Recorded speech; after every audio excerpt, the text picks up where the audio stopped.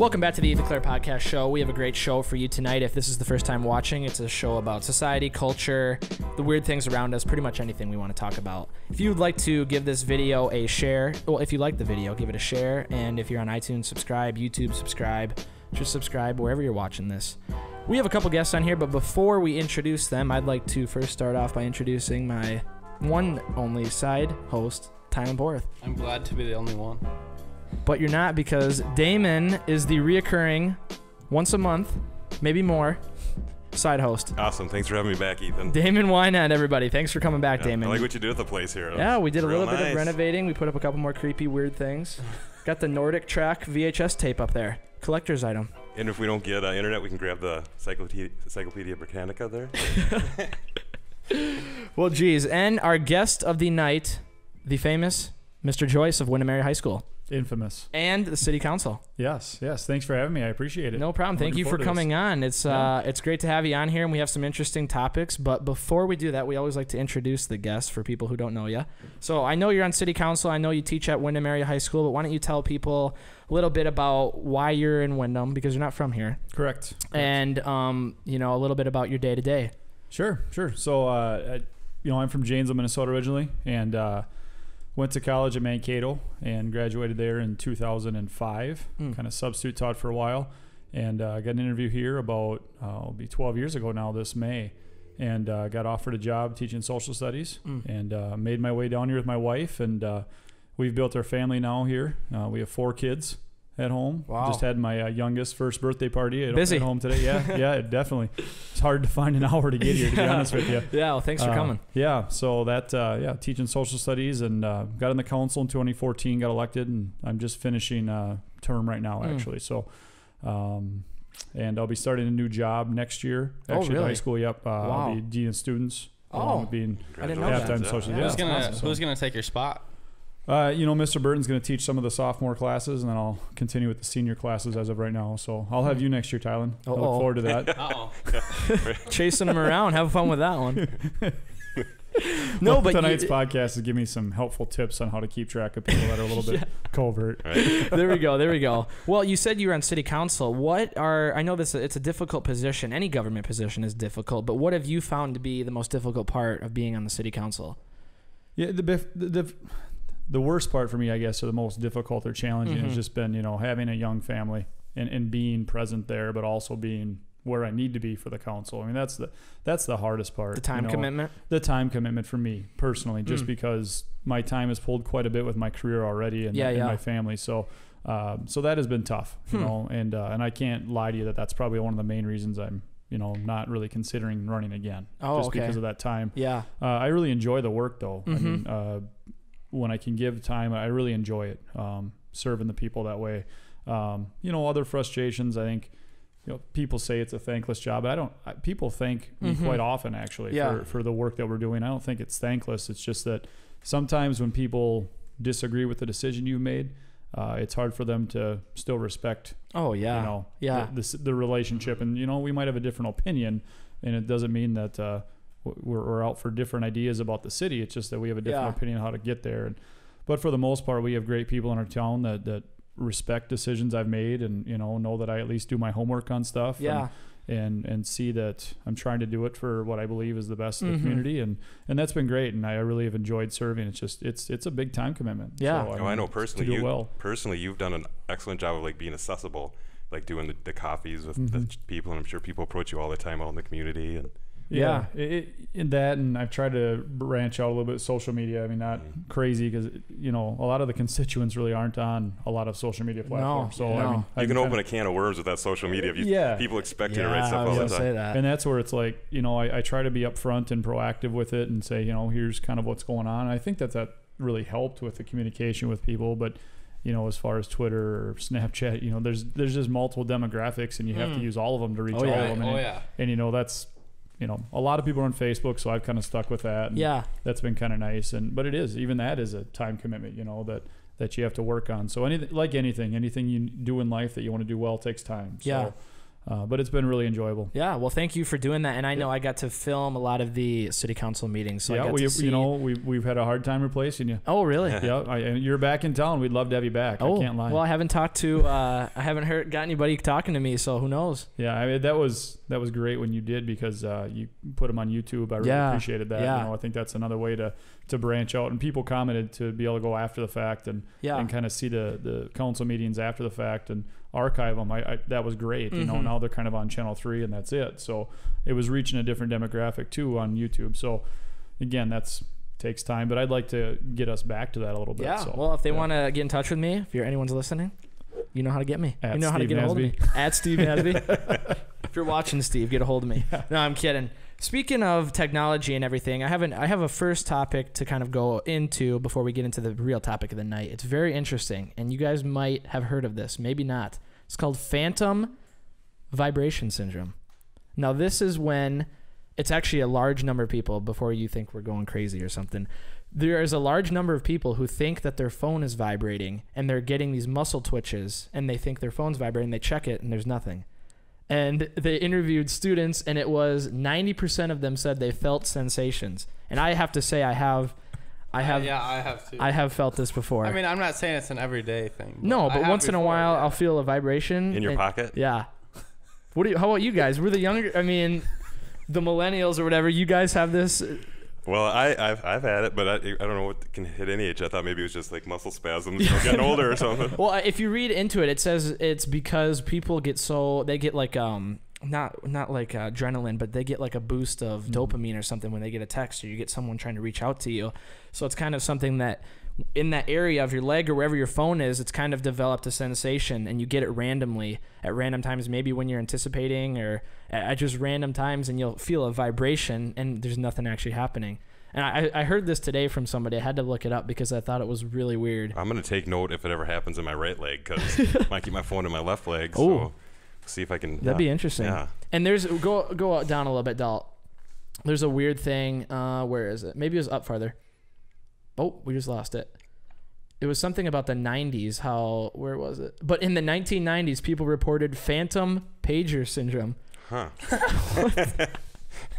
Hey, the times change and the syndromes change, I guess. I guess so. More people have smartphones, so I guess now it's gone wide. Yeah. Mass appeal. I don't know. I thought this was very weird. I don't know. It's just interesting to me about this is actually a study that they did, and they actually found 90% of students get the phantom. So are humans adapting, physiologically to the technology, to the sensations that the technology is giving them? Are we? Yeah. Are our bodies becoming accustomed to receiving the text? False sense of robots. security? Well, I want to know when kids nowadays put their phone in their pocket, because they're always on it. They're always looking at it. So, like, when is that phone in their pocket? Well, I was reading something that said, you're addicted to your phone when you get mad that you didn't bring it to the bathroom.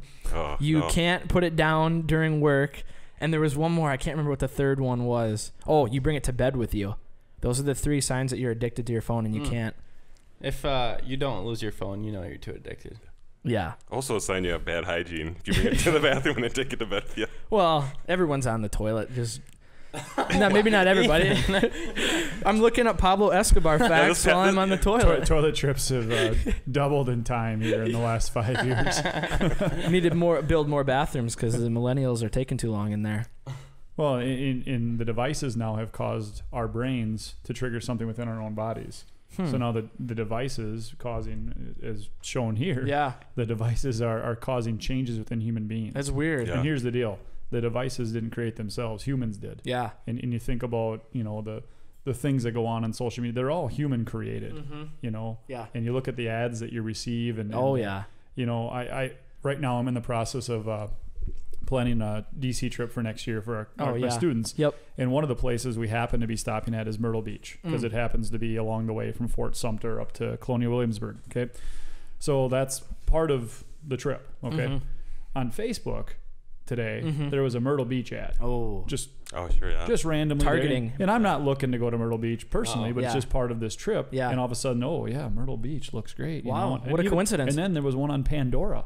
I'm streaming Pandora, and there's a Myrtle Beach ad. Soon you're going to be driving down the highway.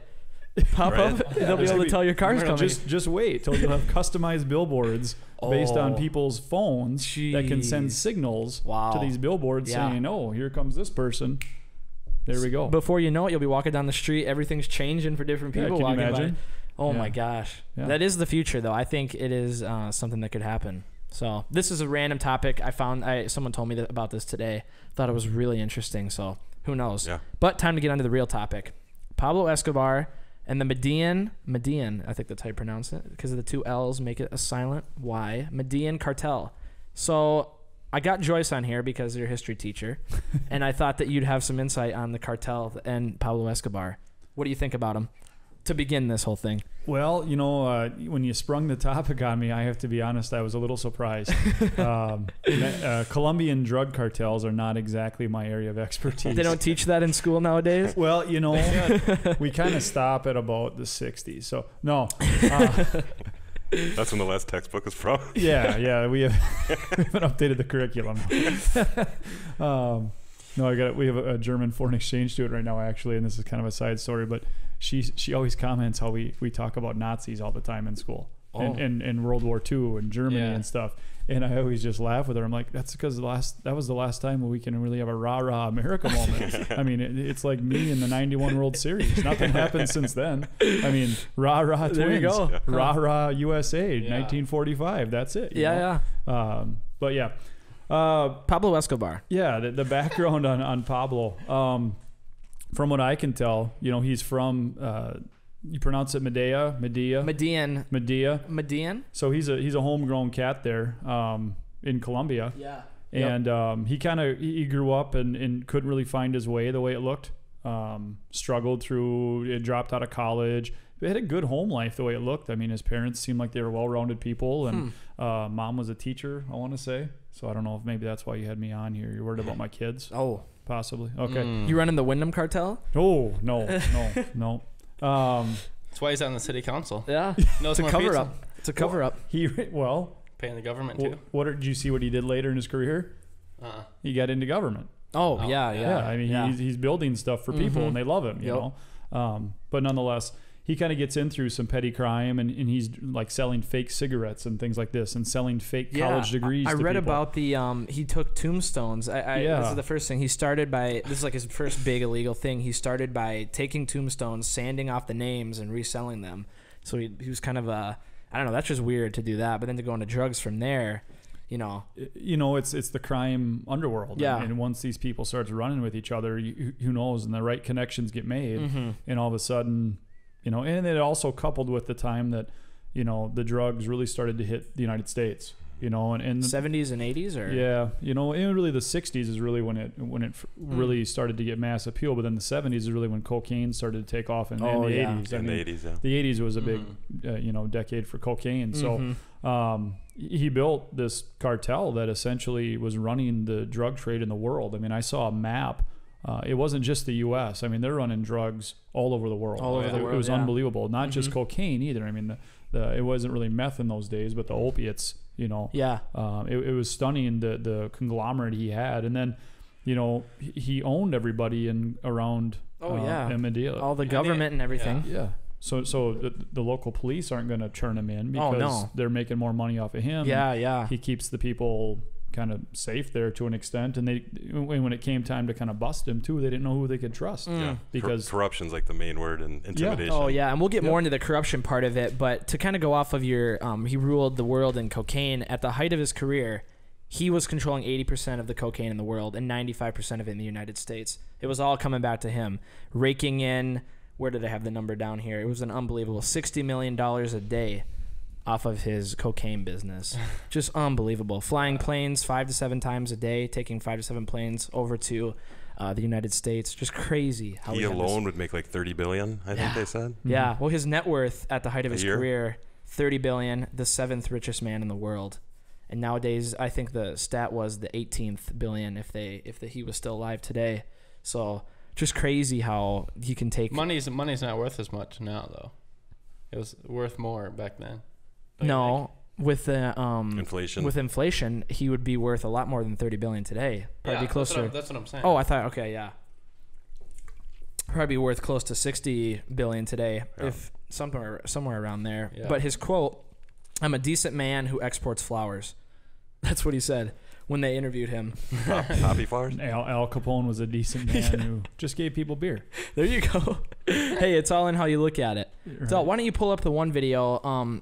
It was a video describing his riches, or how like his not his net worth, but the length of his wealth. Where was it here? The true scale of Pablo Escobar's wealth. Very interesting video. Let's take a look.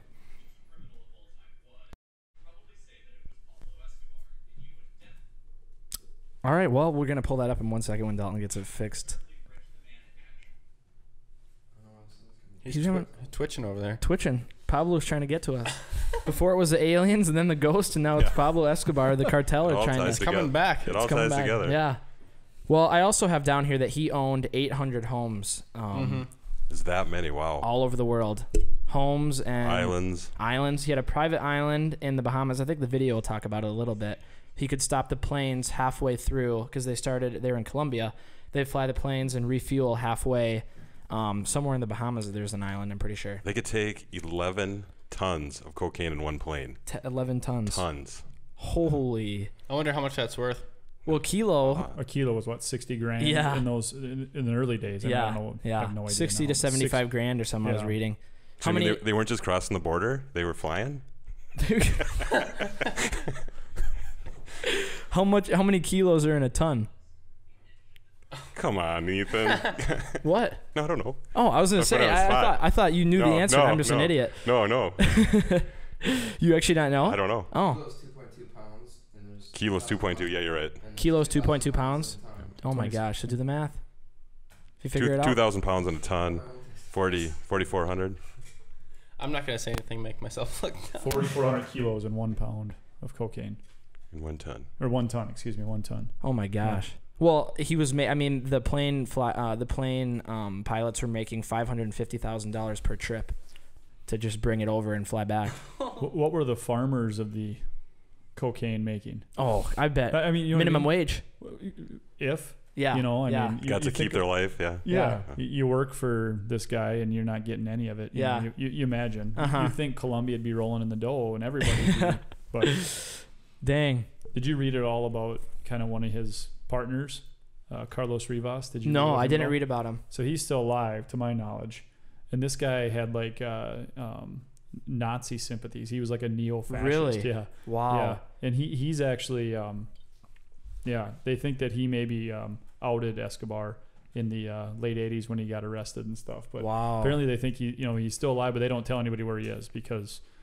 He's still somewhere in Colombia or in the United States. Oh, he got extradited. He got extradited. Really? Yeah. Well, they didn't extradite Pablo. I have more about that, but I was hoping we could check out this video before. Yeah, he basically owned this island off of Miami, Norman's Cay Island. And this was his home right here. You can kind of see it. Oh, I think I might have a picture of that. It's like it's abandoned now, but he basically owned this island and. Next spot, exploration. Yeah. There you go. Well, let's check out this video. If somebody were to ask you who the richest criminal of all time was, you would probably say that it was Pablo Escobar, and you would definitely be right in saying that, but you may not know exactly just how absurdly rich the man actually was. At the height of Escobar's power, and adjusted for inflation in 2012 dollars, he had an estimated net worth of $30 billion US.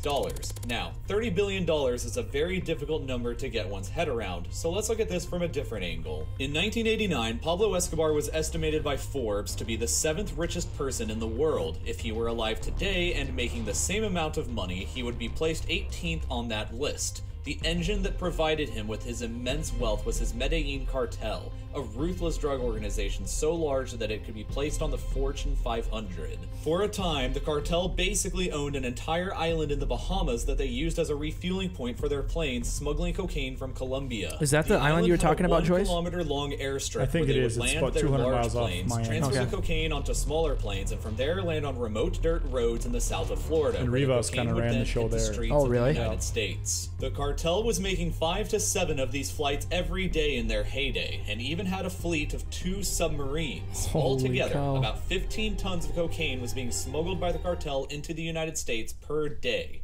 This amounted to them controlling 84 to 90% of the cocaine supply in the United States, and about 80% of the total global cocaine supply. One single kilo of cocaine cost the cartel an average of $1,000 to refine and another $4,000 to smuggle into the United States. Pilots who were employed by the cartel could make up to $500,000 per flight into the United States. Once on the streets of the United States, that kilo that cost $5,000 to arrive there could sell for anywhere between $50,000 to $70,000. What this meant was that Escobar's cartel was making $60 million in revenue per day. That equals $420 million every week, and that meant an operating yearly income of $22 billion. They were making so much money that they had to spend around $1,000 each week just on rubber bands to keep their mountains of cash all neat and organized. They ran out of places to store their money and had to resort to stashing it in old, worn-down warehouses and even buried it in remote fields. All right, pause the video here, Dalton. Dalton. To write off 10% of their and it's about to say that to write off 10% of the money because it was getting damaged by water and rats eating it. And yeah, they had so much money that they were burying it in fields. They were hiding it in abandoned warehouses. He was handing it out. And there's one story that when they were running from the police with his daughter, he had money on him and she was getting cold. So he burned $2 million to keep her warm. $2 million to keep her warm. Oh. Why not wait to get caught and then give them $2 million? Oh, he was going to just keep going. And they carried it all in U.S. cash. I mean, that's one piece I didn't look at, but it's all U.S. cash, I imagine. It's all U.S. cash. Yeah. I I'm going to assume. Yeah, I mean, I have no idea. Yeah, if the euro's not around then, and there's no other world currency that you would really consider. So I imagine it's all U.S. cash leaving our shores and being buried in fields in Colombia. Just crazy. Yeah. And I have something, because you're talking about getting caught. The whole corruption thing, I have a whole bunch of stuff right here about that. But it was pretty much, it came down to this one quote that I kept finding. Plata o plomo. Silver or lead is what it means. So he was offering the cops silver or lead. You want to get paid or you want to get killed? That was the options. And back then, and still happens today, like there was a lot of people who were just giving into this, and that's how we didn't get caught. Everyone's like, how did this guy not get caught? He was paying all the government officials. They're just not going to get him if he's paying everybody. And he had to be paying the banks to launder all that money too. Yeah. Well, I don't even know if he'd have to launder money if everyone's paid off, no one's going after him. He was on the level there. Yeah. To an extent. They're just like, that's what he does. That's his business. Yeah. I mean, but.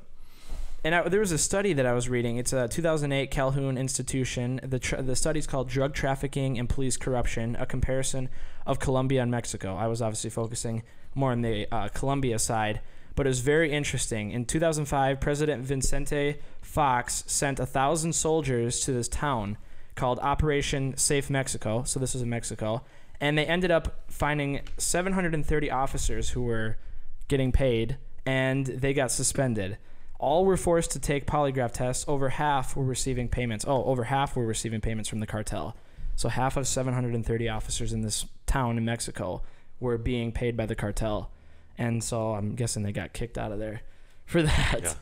Just crazy. You just wonder what are these people making to be a police officer in Mexico? Probably nothing. What's their healthcare benefit? All the things that we take for granted for city workers here, and I know how much our folks make here, and you just wonder, are they making anything? So it's no wonder why, when you're making nothing, that you're going to supplement that income with whatever means. Whatever you can get. Right.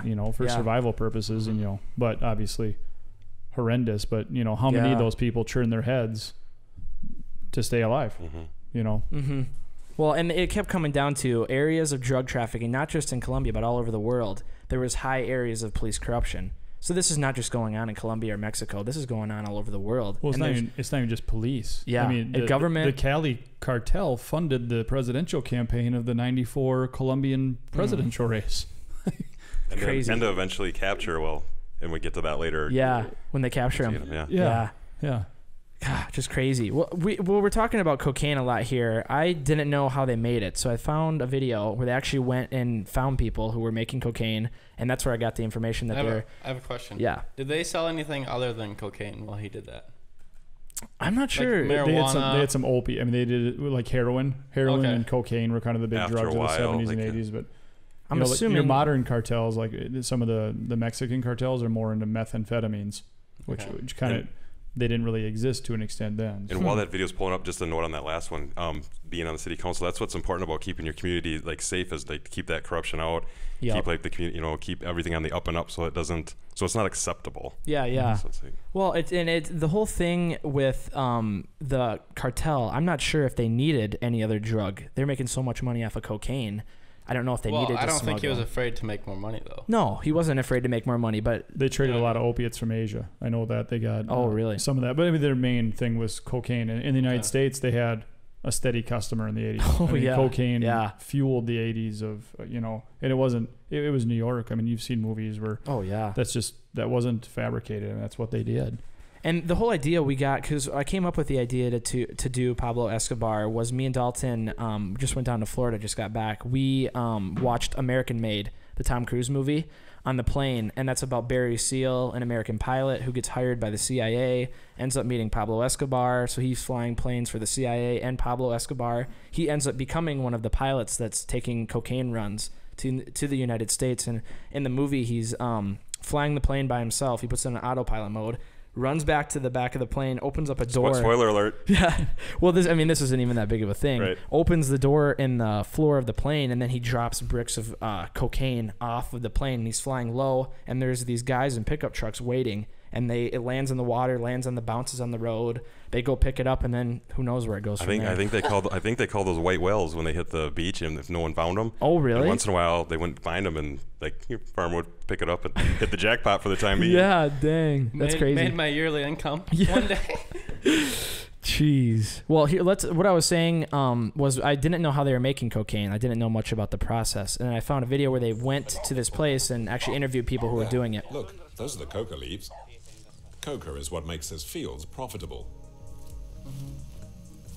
Pablo's workers come from the neighboring villages. It's not Pablo Escobar. Jose is 16 and earns the equivalent of the national minimum wage, €8 a day, which is good money. This is a fast food job. People. Unbelievable. After the leaves have been collected, the farmer becomes a chemist. Twist an ankle over there. The transformation can get underway. First, the coca leaves are crushed. A weed whacker? The workers bring the petrol and the cement. To get the drug involves a remarkable cocktail of chemicals. Some gas, the cement maybe? powder is mixed in with the coca leaves. It's cement. Add a little water, and everything is tipped into a barrel, along with several liters of petrol and a pinch of caustic soda to destroy the residues of the petrol and cement. This is caustic soda. It's very dangerous. It can burn through your skin. It's very dangerous. Let's snort it. The mixture is left to marinate in the barrel for 2 hours.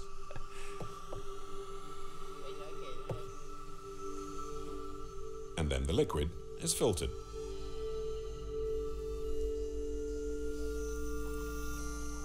To prevent a chemical reaction between the caustic soda and the petrol, Pablo adds another toxic product. Just a coincidence his name is Pablo then? Yeah. Okay. What's this? Yeah. This is sulfuric acid. Oh, What it's you Drano. use to clear blocked toilets and drains. We use it to work. The liquid contains a very strong concentration of coca leaves. Pablo has his own way to check if the process has been successful. He's a gangster. Now I'll try a drop. I'll probably end up going nuts with all these chemicals. Not ready yet, but it's getting there.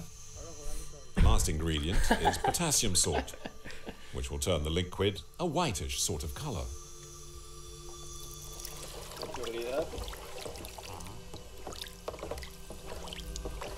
So that's cocaine right there? The liquid They needs have to to be turn it turned to a into powder. Yeah. It's quite easy. Just needs to cook for a few seconds. We heat it to get the water out. Is this With the in heat Colombia? and Yeah, this is in evaporation, Colombia. Pablo Okay. soon ends up with the blocks, the so-called base cocaine.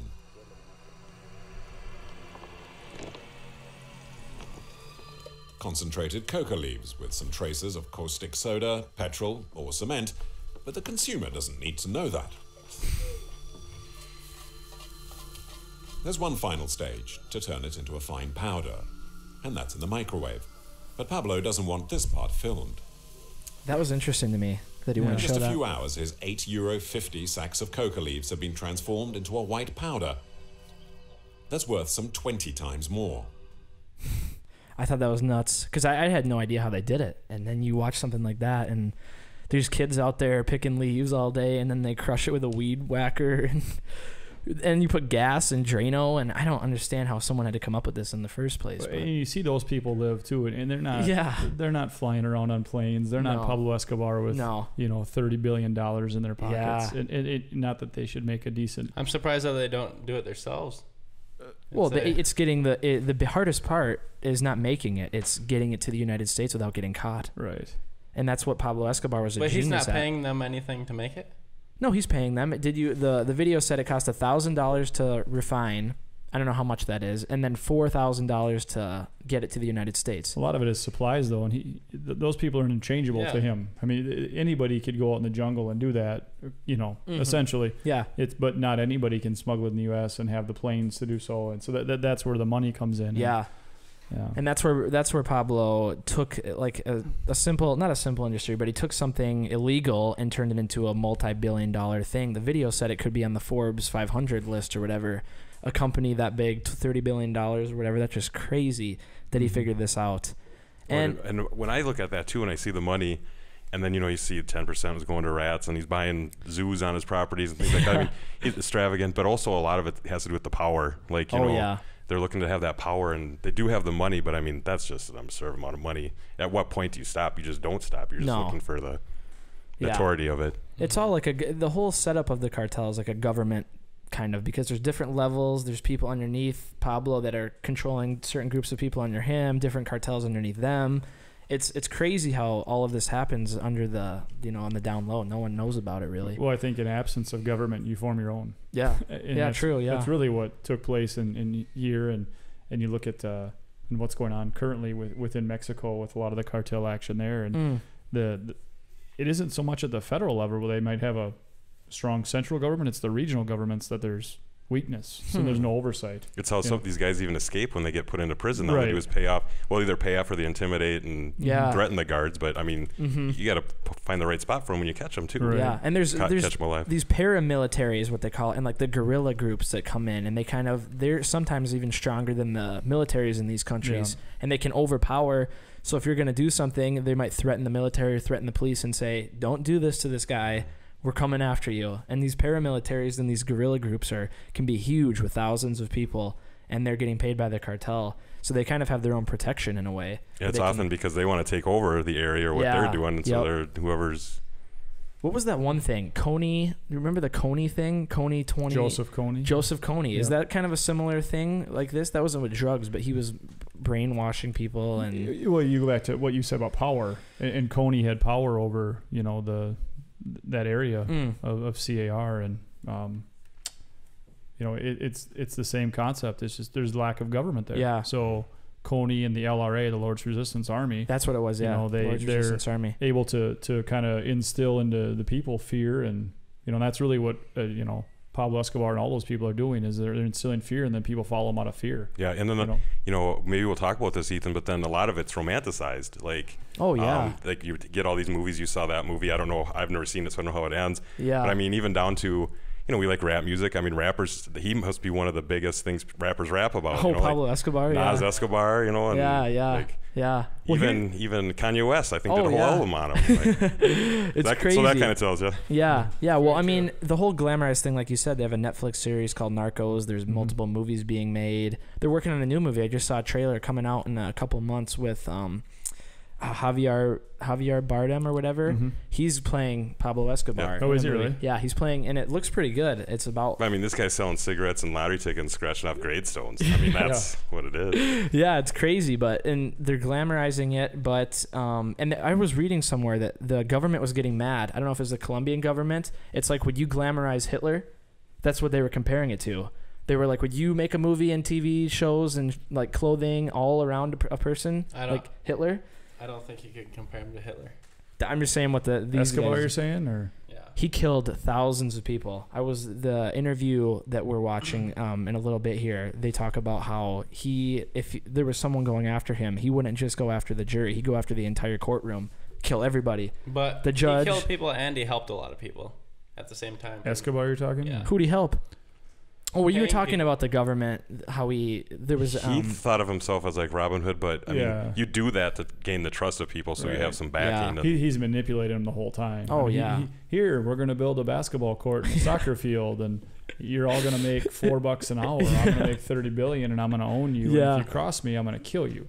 Yeah. You know, so he gets that like you say, it's Robin Hood, but really without anybody's purest intention, their intention. Yeah, doesn't really want to do better for the people. You know, if you really cared about the people, okay, I'm gonna be on the level. I'm gonna come out. I'm gonna out all these people for your protection, and then I'm gonna dump all that money into my government and build up the middle class. That's how you show you care for the people. Oh, that's not at all that what never he was happened. doing. No. You know. Yeah. And obviously he was killed by his own people. Yeah, and we'll get more into that. But kind of talking about his whole power, he had 800 houses, like I said before. Pull up some of the pictures, Dalt, that I had here, because he had houses all over the world. I was looking at one recently torn down in Miami. He had a house in Miami, Cuba, just everywhere. Here's another. I have another house he owned on an island. He designed the pool. Interesting work. Here's the one in Miami. It was up for sale for a long time. No one wanted it. So Escobar has a house in Miami. He did, So he's in the U.S. frequently. He was in the United States, yeah. He'd come visit. I mean, obviously it was covert. No one knew he was there. Here's the private island. This is the halfway point that you were pulling up. What was the name of that again? Yeah, let me pull it up again. It's called Norman's Cay. Norman's Cay. I believe that's the island, but go back to that, Dalt. So his buddy there that kind of runs with him, and I kind of get interested in this because I saw the movie Blow in 2001, and that's about an American that actually served time in jail with Later, who was a was he the one that was running the island? Yeah. Yep. Carlos Later Rivas. Okay. He's a pilot. Okay. So he's in jail with this Young, and then Jung, or however you say, he's the American that Johnny Depp plays in the movie. Oh, okay. And so I had seen that movie, and I didn't know much about all of this stuff at that time. So when you mentioned the podcast, I was like, well, how related is this stuff? You know, I started digging down the rabbit hole, and Young is like the guy in America that's on the receiving end of all this. Oh, okay. So he's in charge of all the... He's the guy in America receiving all this from Rivas, from Escobar. So then he's in charge of basically infiltrating not infiltrating, but distributing in the United States. Yeah. You know. Wow, that's crazy. Yeah. And this is actually a plane that they crashed, one of his drug planes. I don't know who was flying it. Obviously killed, maybe. But this is one of the planes that would fly over the Bahamas to the one island, then to the United States. Crashed. I thought that was kind of cool. You can still go visit that site. Oh, that's still there, Ethan? That's still there. Yeah, we're not ready for this part yet, Dalt. Keep going. I don't know if I had any more houses. Keep going. There, another one. I think that might have been on the island. I think that was that luxury hotel or whatever. Not hotel, but luxury houses that he would have huge parties at. He'd have over 800 of his cartel members come out there and throw huge parties. Just nuts. But I wonder if there's any cocaine there. No, there's no cocaine there. Are you crazy? Go to his house, Dalt. This is the main thing, his pride and glory. He built a Michael Jackson-esque house with a theme park, zoo. That's a bullfighting ring on his property. There's elephants. Those are real elephants out there. They're not like the ones at the Cambria House on 169. No. They're not like that. No. And here's a little bit about it. It's 93 miles east of Medellin. It's 7.7 square miles of land all the way around. It has a Spanish colonial house, sculpture garden, and complete zoo with elephants, giraffes, and exotic animals imported from all over the world. So he spent millions of dollars. I was reading some of the stuff, how he trained these birds. He spent like $1 million to train these birds to stay in one tree. He trained someone to teach these birds how to stay in one tree. That was important to him. That's how much money this guy had. He could train birds to sit in one tree for the rest of their lives. And how to grow a tree, whatever way he wants. Right? There you go. He's probably like feed or lead. He also had a huge collection of luxury cars. A lot of them are burned. And this is what was left of that. They look kind of old style to me. It was very interesting. This is at the site today. It's actually a dinosaur theme park now, like nowadays it is. And I think I have a picture of that in there. Here's a closer picture of his. What is that? Oh, zoom in on that, Dalt. Was that where he did the bullfighting, you said? What do they got? A Ron Median? Is that their own brand of vodka or something? Rum, I'm guessing. Rum? I'm guessing that wasn't there back in the day. But well, at least this is all on the level then. It's legal. No, there's probably cocaine in there. Right. Another picture of his. Oh, what do we got in the background? Dinosaur theme park. Today it is a dinosaur theme park themed after Jurassic Park, but back in the day, he paid sculpture artists to come out and do giant sculptures of dinosaurs. He thought that was important, so he had a whole sculpture garden out there. Keep going, Dalt. There's another view. This is after they took over the property, the government, elephants, and he built all the fencing and everything around it. Just crazy. Okay, this is a funny picture. He's giving a ostrich a cigarette. Someone took this picture of him doing that. I thought that was kind of funny. And then another, I don't think that's the same house. It might be, but he's taking off in a helicopter, so he had a little bit of everything out there. That's a straight up Magnum PI chopper right there. Look at all that. Just crazy. This is way back in the day when it was still Pablo living there. And then the gate. And now there's a little bit interesting stuff about this. It's a replica Piper PA-18 Super Club airplane, the plane he used to transport his first shipment of cocaine to the USA. That isn't the plane, but it's a replica, and that's the main gate of his property. And nowadays, like I said, it's a Jurassic Park. There's what it looks like today. They really went all out. So I guess you could say that people are being given back to now. Yeah. They look like they're having fun. They look like they're having fun. Yeah. Who knows what went on in this property before, but everyone's swimming underneath a giant waterfall. Yeah, I can't wrap my head around that. Like, When you look at this, I mean, cocaine money built this. Yeah. Really. I mean, I know they've renovated it, but, cocaine money built this palace that people are now enjoying. Yeah. And that's what it took. Another picture of the property back when it was owned by Pablo. It looks like a government official right there when they seized the property. Is there any more on here, Dalt? Oh, there's the rhinos that he had.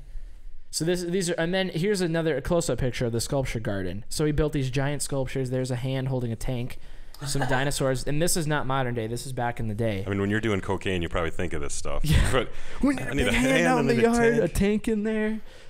Is that all the pictures, Dalt, from the?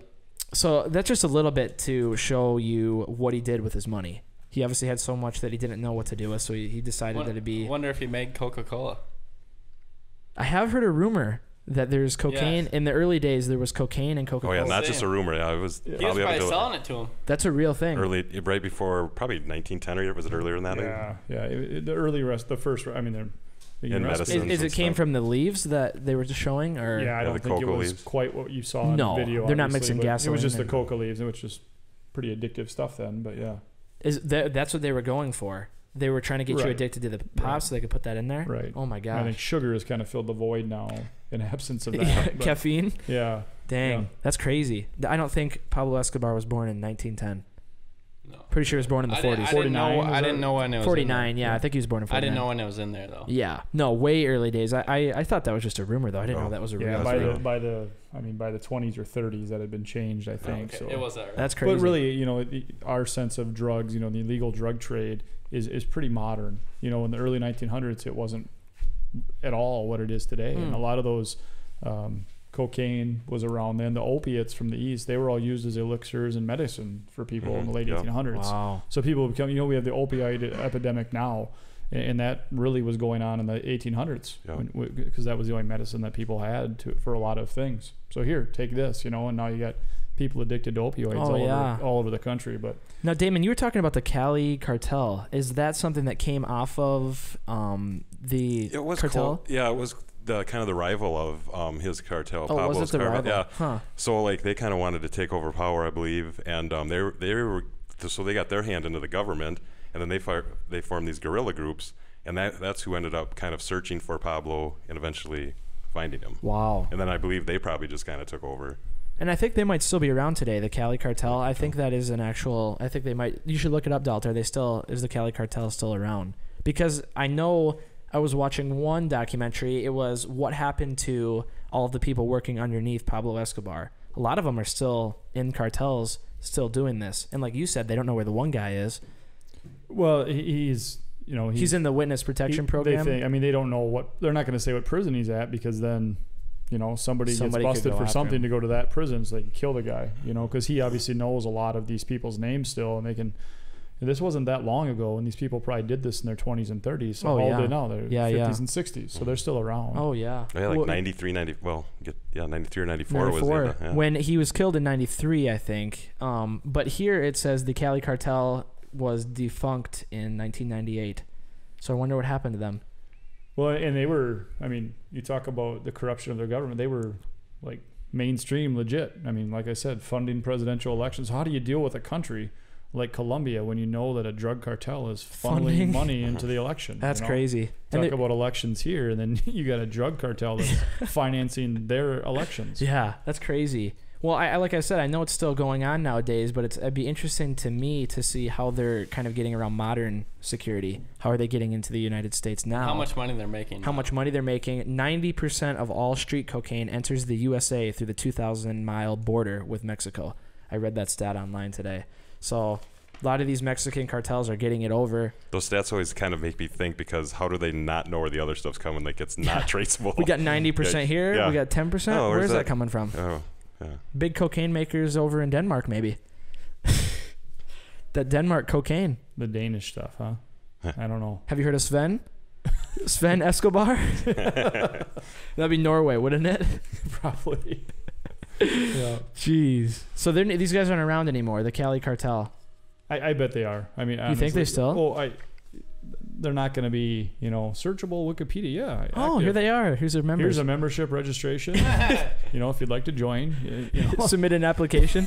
Right. I don't think that's quite the way it worked. But no. Well, we're going to continue talking about this after a short commercial break, so stay tuned, and we'll be right back talking about Pablo Escobar and the Medellin Cartel.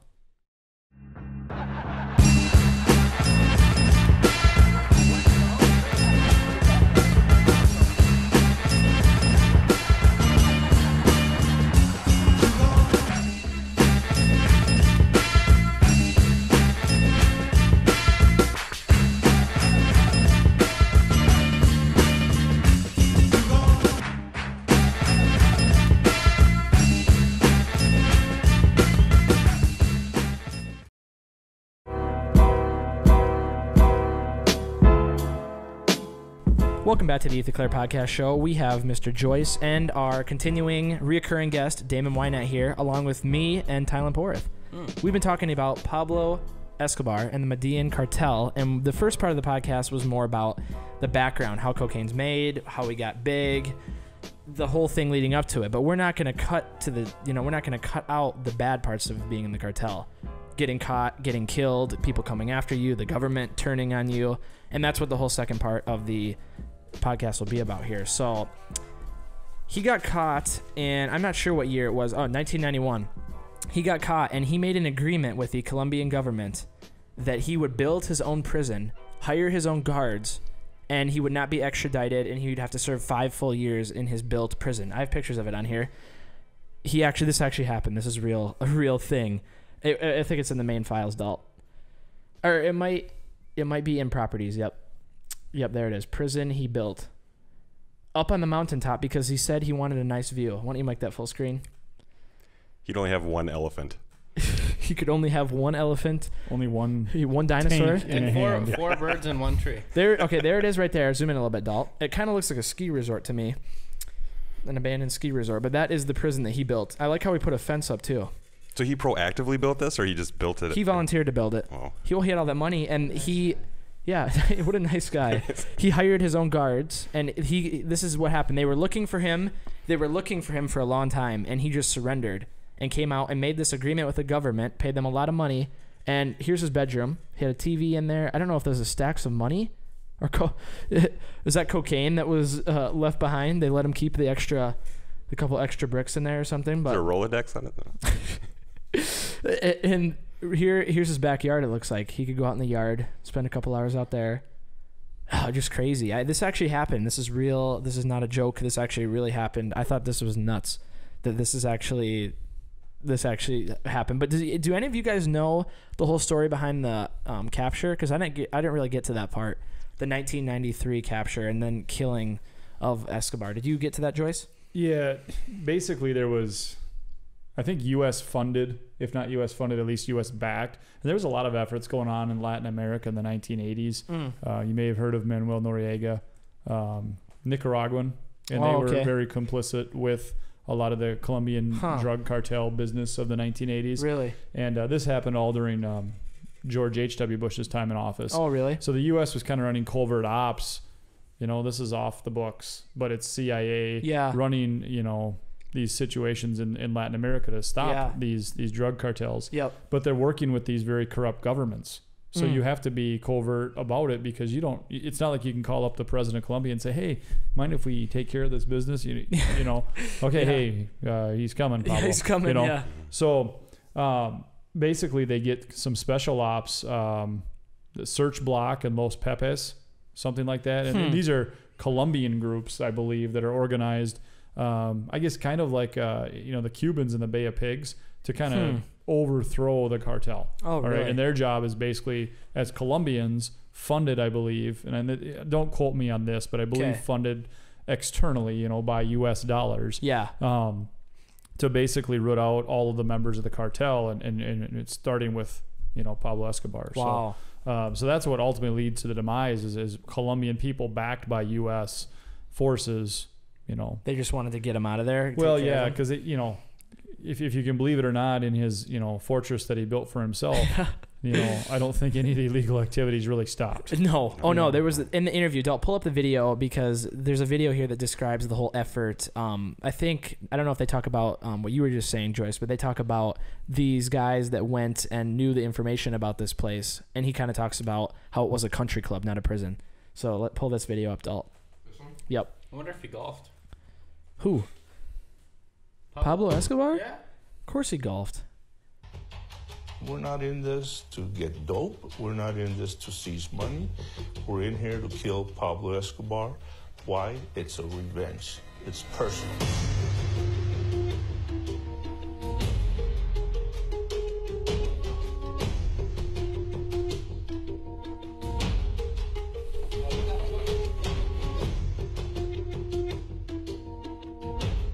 Colombian officials we there. would get very, very close. There were times when we'd go on operations and the coffee would still be hot in the location that we had hit. We would get that close.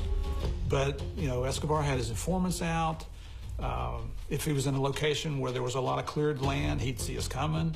If we flew in on helicopters, he would hear us coming. The assassinations, the bounties on police officers. He downed an airplane, Avianca Airline. He put a bomb at the DAS building in Colombia, which is like their equivalent of FBI, killing hundreds of people.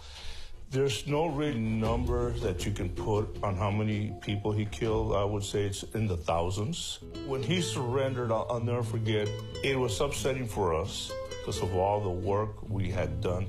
Basically, you know, that's why Escobar surrenders. I mean, we're getting close to capturing him. The deal was, I'm gonna be in my own house. Nobody can come in and visit me. I'm gonna hire my own prison guards. And we knew nothing was gonna happen. He was gonna continue his drug trafficking activities. He still was gonna kill people. And now he's protected. Wow. So what better way, if you're a trafficker, I'm having my own people with me. I can have my own parties, and parties they were having. I mean, he loved, I'd say, loved orgies. Not that that's a bad thing, right? But he loved, you know, they bring in, you know, the prostitutes, women. I mean, it wasn't a prison. It was a country club. Colombianos.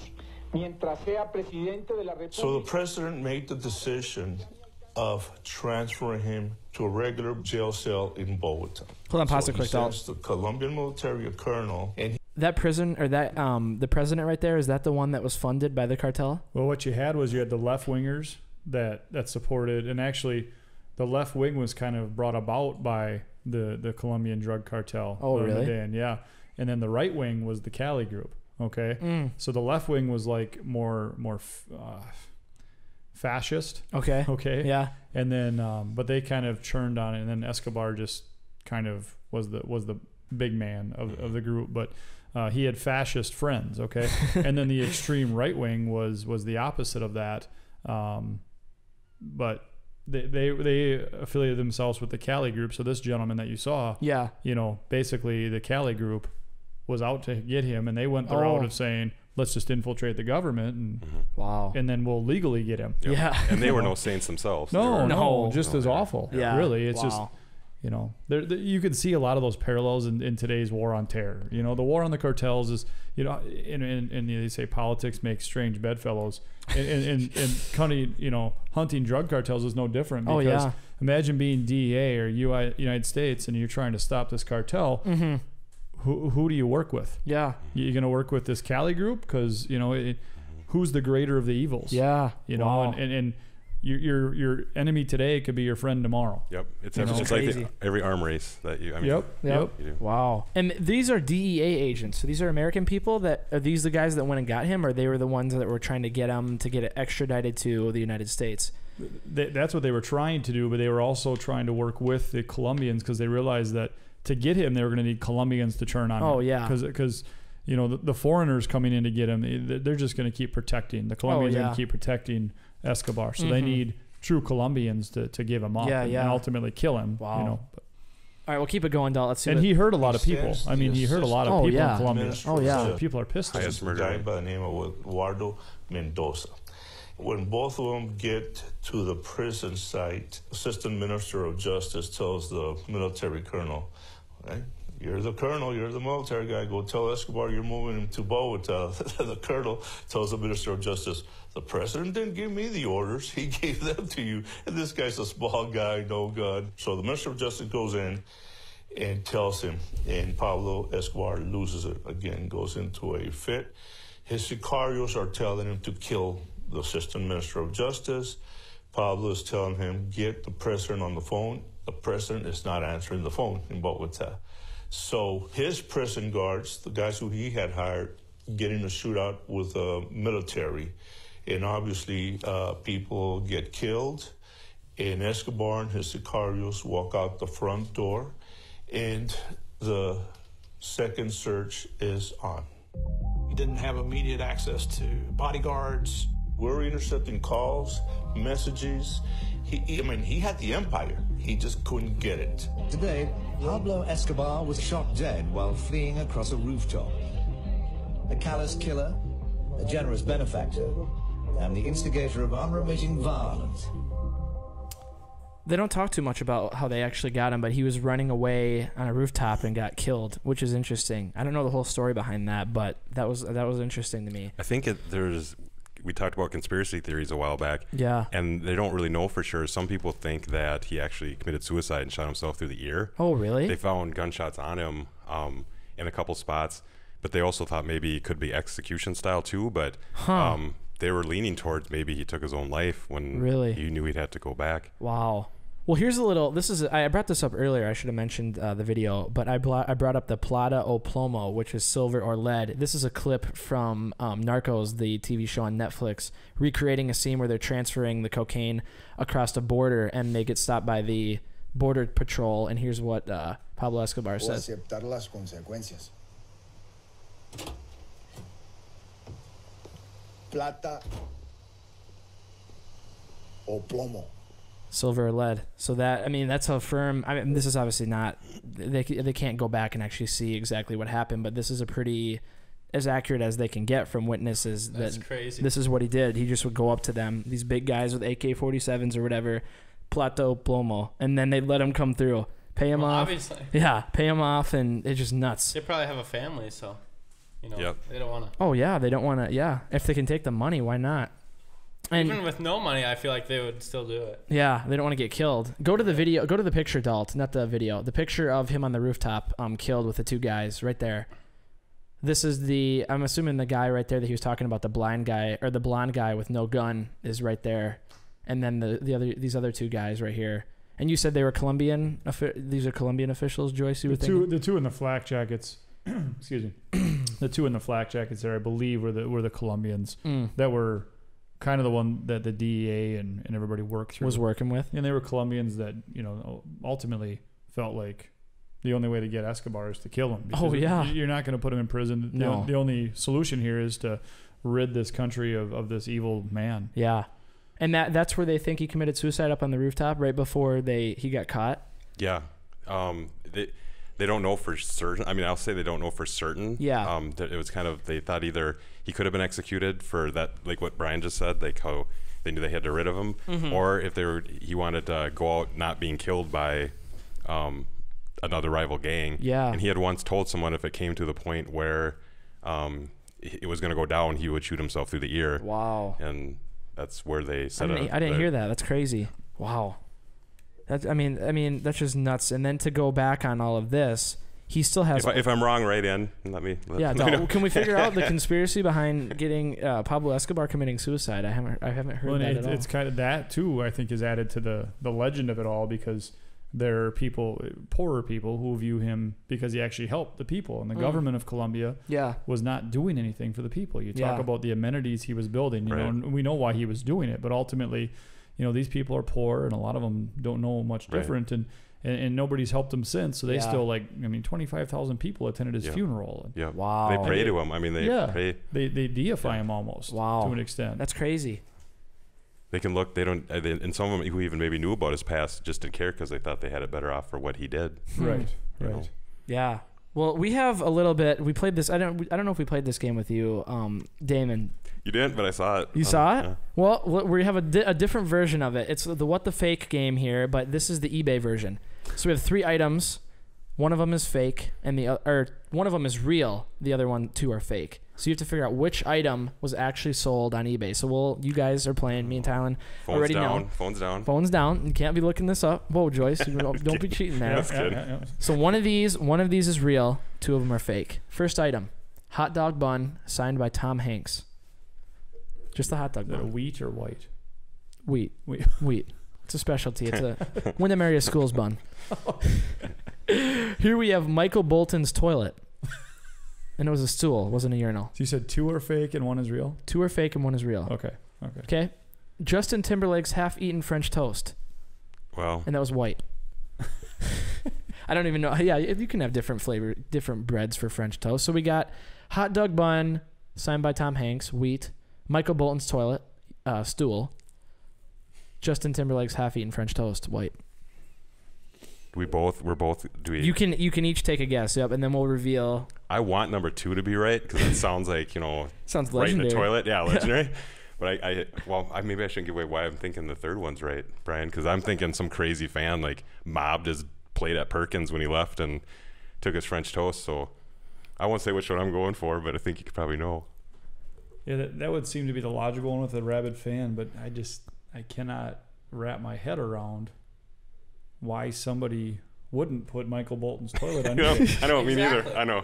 Exactly. I know. So we might have this one covered because you got a housekeeper at a hotel. Yeah. Michael Bolton. No, was this the Michael Bolton from Office Space or the actual? This is the actual Michael. This is not the Office Space. I'm gonna say Mike Bolton. I'm gonna say Justin Timberlake's French toast, and for bonus points, say it was from Denny's. From Denny's. Wow. Okay. Joyce? I'm going to go Michael Bolton's toilet, and I'm going to say it was from a Hilton. You're doing it. That's nice. Bonus points. Let's find out. I hope I'm wrong. Justin Timberlake's half-eaten French toast. No, hold on a minute. The toast was sold for $1,025. In 2000, when the singer left it behind after an interview with a New York radio station. 2000? Yeah. So he's not even solo yet. No. So he's just some boy band guy. And they're taking his French toast. Yep. The leftover breakfast was put for sale by a DJ, and a 19-year-old fan placed the winning bid.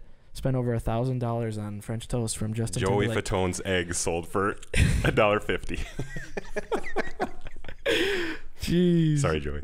Well, it wasn't the toilet from Michael Bolton, so I wish it. I wish it was too. That would be. Probably bid on that. I wonder if they still have that toast. Oh, look it up. You got to find a picture of this. Probably like look it up. An Escobar Justin type Timberlake's French toast. Like, I ate the Justin's toast. I eat Justin Timberlake's toast. That's crazy. Who would pay over $1,000 for that? They were 19. Pablo Escobar. He's got all this extra money. They have cocaine money to spend. It's not. There it is, right there, Dalt. Justin Timberlake's leftover French toast. From somebody bought it in Wisconsin. I think there might be a picture there to the left. It hasn't loaded yet. Yeah, someone. Oh, no, never mind. Saved up the graduation money to buy that? What a left turn from Pablo Escobar to Justin. Yeah. We have to switch it up a little bit, Damon. We need some humor, yeah. Lighten That's it up a little heavy bit. topic. Oh, we got all kinds of pictures of French toast on here. Oh, man. Along with Justin Timber. There it is right there. There it is. Wow. I bet it's the one at the middle, top middle, right? That's got to be it. Oh, that looks a little too fancy. No, maybe not. Got the paper plate. So, Ethan, did you make up the other two then? I did make up the other two. You like those? Yeah, I like those. I got Joyce with the Michael Bolton's toilet. Was that that's more of a wish list for you, right? Yeah. Things I wish I had. Yeah. Hey, this one says sold for over $3,000 on eBay. Well, he probably resold it.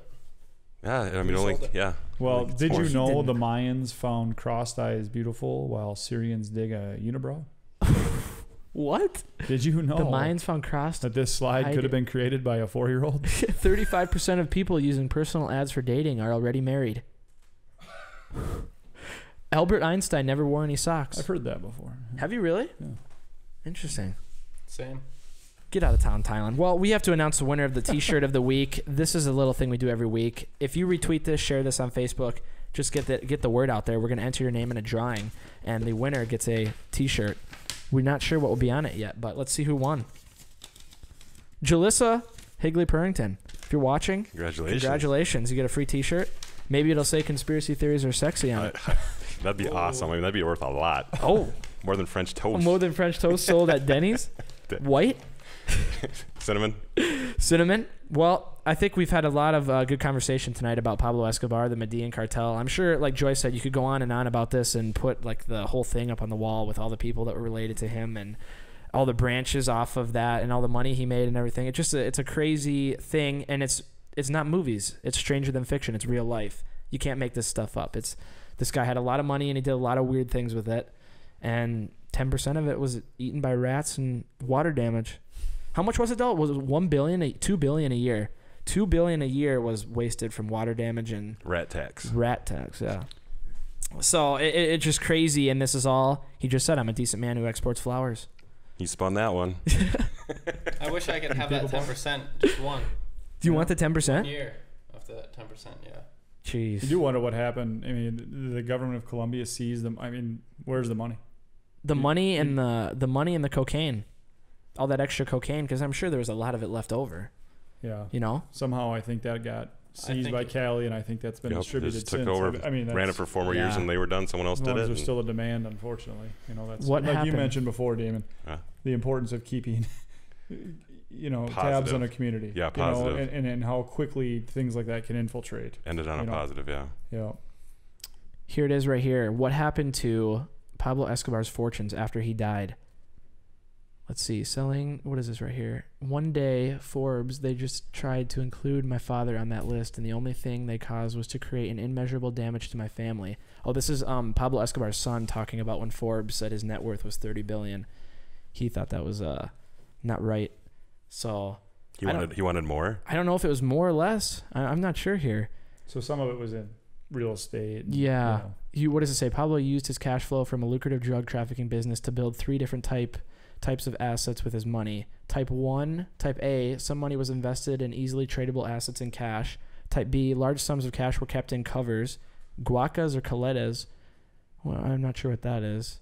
Petty cash. So he's laundering the money, like you said, Damon. And then Type C, assets. The rest of his money was laundered. Oh, there it is right there. Laundered in the financial system. And Type D, there are tons of urban legends about money Pablo Escobar lost. So, of course, there's going to be conspiracies about that, too. Of course. So, while hiding or destroying the exorbitant, what does it say? Pablo was earning so much that each year he would write off 10%. That's what we said. That would be about $2 billion a year that he'd have to write off because of the rats eating it and the water damage. So, crazy. Well, I need to thank you guys for coming out. It's been awesome to have you. Thanks so much, Joyce. That was fun. Damon, thank you very much for coming back. Thanks. And I'm sure we will keep getting you back on here, the reoccurring guest. Oh, the handshake through the mics. Unbelievable. That's fun. It's been a great time. If you, like I said in the beginning, if this is your first time watching, make sure you tune in next week. I'm not sure who we'll have on here, but I'm sure it'll be interesting and an interesting topic. And make sure you subscribe on YouTube, iTunes, all the other streaming sites, wherever you're watching it. And tune in next week, and don't let the cartel get to you.